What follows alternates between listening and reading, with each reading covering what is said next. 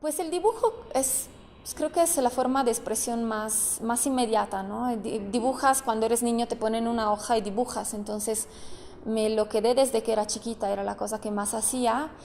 Y también es una forma, digamos, que compacta de trabajar, porque por mucho tiempo yo simplemente acumulaba cuadernos y estaba boceteando sobre mis cuadernos.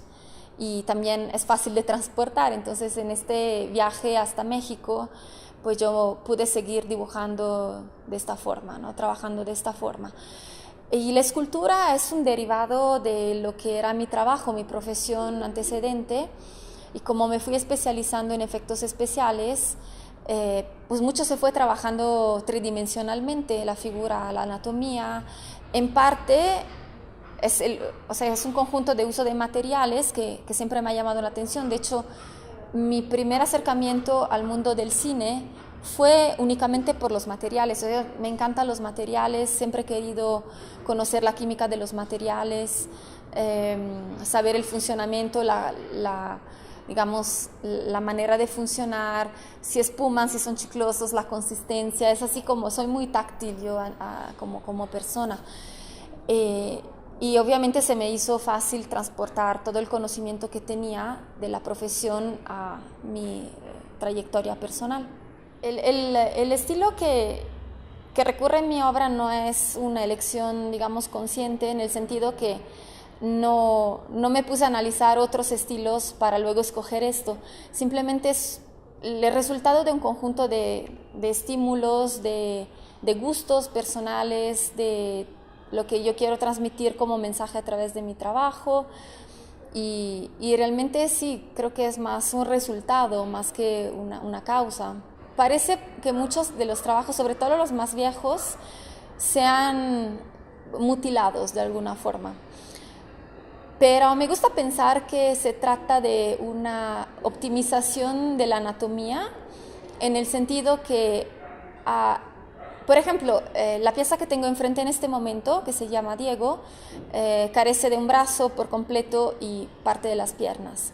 Pero para su equilibrio, lo único que necesitas son las partes anatómicas que tiene, o sea, es el brazo completo que tiene, y las otras partes simplemente serían accesorias, o sea, no servirían de nada, ¿no? Entonces las eliminé. Fue como, ¿sabes?, una síntesis de la anatomía. Eso fue lo que estaba elaborando en cierta temporada. Hay otras piezas, como por ejemplo la que está atrás de mí, que es Occhio non vede, cuore non duole, que significa ojo no ve, corazón no duele, que es más un homenaje a la deformación. Es un tema que siempre me ha interesado, de las anatomías deformes, y en especial en este caso era una reflexión sobre personas que tienen, digamos, que un cuerpo diferente. Y esto es una criatura que obviamente es una criatura fantástica, pero la parte de las manitas aquí como pegados a los hombros es una enfermedad, pues bueno, es una mutación genética que se llama focomelia. Y bueno, pues esto nosotros en Europa, por ejemplo, cuando yo era chiquita, sucedió el accidente de Chernobyl. Seguramente aquí también llegó una noticia y me impactó mucho porque toda la generación de los niños que nacieron, de las mujeres que estaban embarazadas en concomitancia del evento, nacieron así. Entonces fue algo por lo cual me quedé muy impactada y pues quise hacer un homenaje a este tipo de enfermedad. Muchas veces sobre la marcha le he dado tipo nombres de cariño, tipo nombres familiares, que a mí sirven nada más para ubicar una pieza respecto a la otra cuando todavía están en proceso, y a veces he decidido dejárselos. Otras veces el nombre viene sugerido directamente por la pieza, cuando ya está.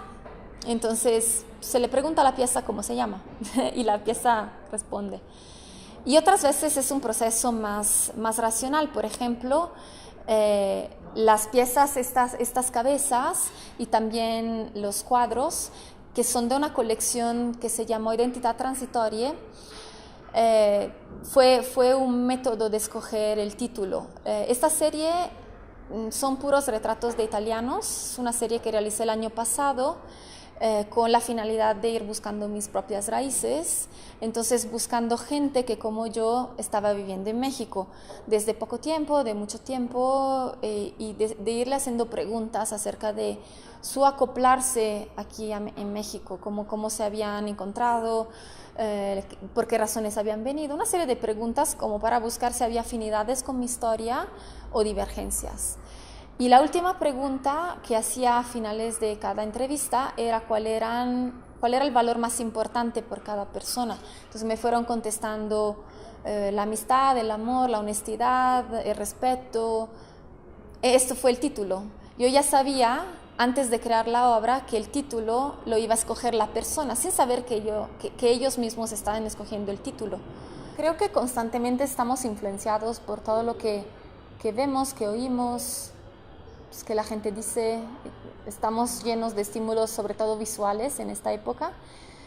Pero digamos que si hablamos de influencias más remotas en mi edad, seguramente tengo que hablar de mi abuela, que me llevaba a museos, a iglesias de Florencia. Ella es de Florencia. Y entonces pude acercarme al arte muy temprana edad. Y esto fue realmente muy padre también, porque ella me contaba las historias de los pintores, me contaba las historias de las historias que contaban los pintores, los escultores, etc. Y de manera más reciente, creo que mis influencias mayores han sido la literatura fantástica, literatura del terror, cine fantástico y cine de terror. Estaba muy aficionada a la literatura cyberpunk, al cine de Cronenberg, de Lynch. Entonces también mucho, no solo a nivel visual, sino también a nivel de conceptos, de ideas.